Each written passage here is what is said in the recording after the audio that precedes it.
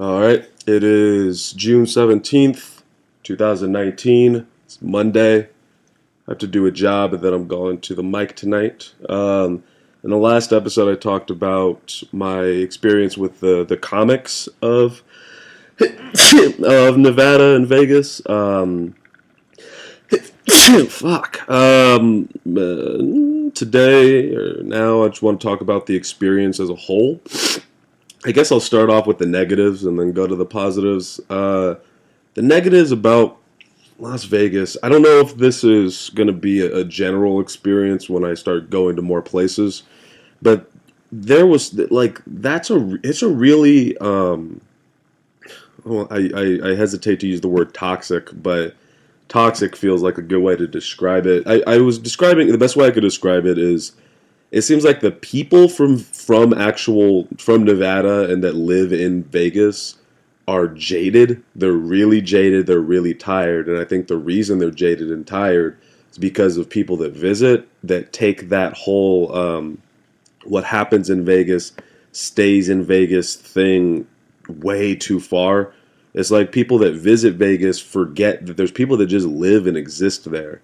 Um, so just the vibe of the place as a whole wasn't that great. I mean, it was nice being able to get up. It was nice like having casinos open all night and there's bars open all night. There's just shit to do all the time. Um, but I don't know, it's expensive and it just kind of felt slimy in most situations. And the other negative I was feeling, and this again might be something that has nothing to do with Nevada. This just might be what comedy is, and I'll just have to get used to it when I start hitting the road more. But it was lonely. It was really fucking lonely. It's like there were some days where I'd wake up and I'd be like, I have nothing to do all day. I can do whatever I want. And there'd be other times where I wake up and I'm like, fuck, I have nothing to do all day. And you're waiting to do a show for not even an hour. I mean, if I was a successful comedian, probably like an hour show, but you're waiting to do 10, 15 minutes, and that's just what you're waiting for. So I would say that would be the negatives, and I think that the way to combat that and the depression that inevitably goes along with it is to have other interests, skills, and hobbies. So right now I'm still working on Spanish and Esperanto, which I've been slipping on. I need to get back on that. And I need to get back on my violin playing, but it's broken and I don't have the fucking money to fix it. But yeah, that seems to be the worst part about it. Was the loneliness and trying to keep yourself busy throughout the day because you just don't have shit to do. But the positives far outweighed the negatives. Positives like I got to know Jimmy Calloway. He showed up at the underwear show. He showed up and I recognized him, and I didn't remember his name, but I recognized his face, and he also recognized me. And then there was that weird, awkward moment of, oh, we know each other. And then immediately after that, we really clicked. Like, he was awesome. I hung out with him through I think I was around Jimmy as much, if not more, than I was around Jonathan. Because his lady came out. But that's his business. But, yeah, no, Jimmy Calloway was awesome. Like, just talking with him, getting to know him, I don't know, we just vibed, we gelled. So yeah, I really enjoyed talking with him and just hanging out with him.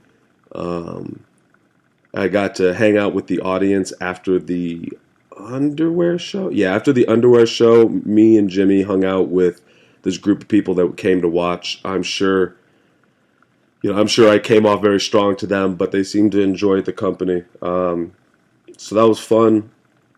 And I did another thing. What did I do? Okay, that's right. All right. I would say the highlight of that whole weekend, that whole experience, was the very last show. Shouts out to Manfred Hine. Okay, Manfred Hine and John Campbell.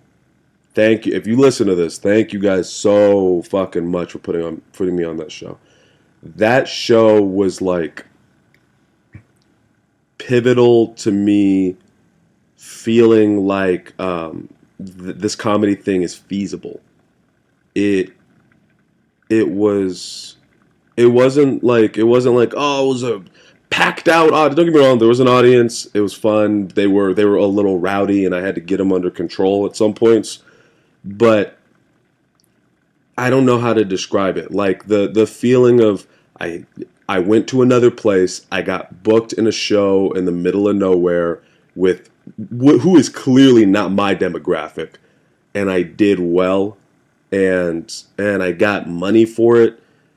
If first off, I very much appreciate the money, Manfred and John. Thank you guys. If it was enough money to like sustain me to pay rent type of money, I don't know what I would do. Like that was it was I don't know how to explain it. I felt like a comic for once. Not for once. Like fuck, I don't even know how do I put this into words. Okay. If I were to look at comedy as a ladder, like you hit certain rungs, it's like the first rung is, hey, you went on stage. That's the first step. You just got to go on stage.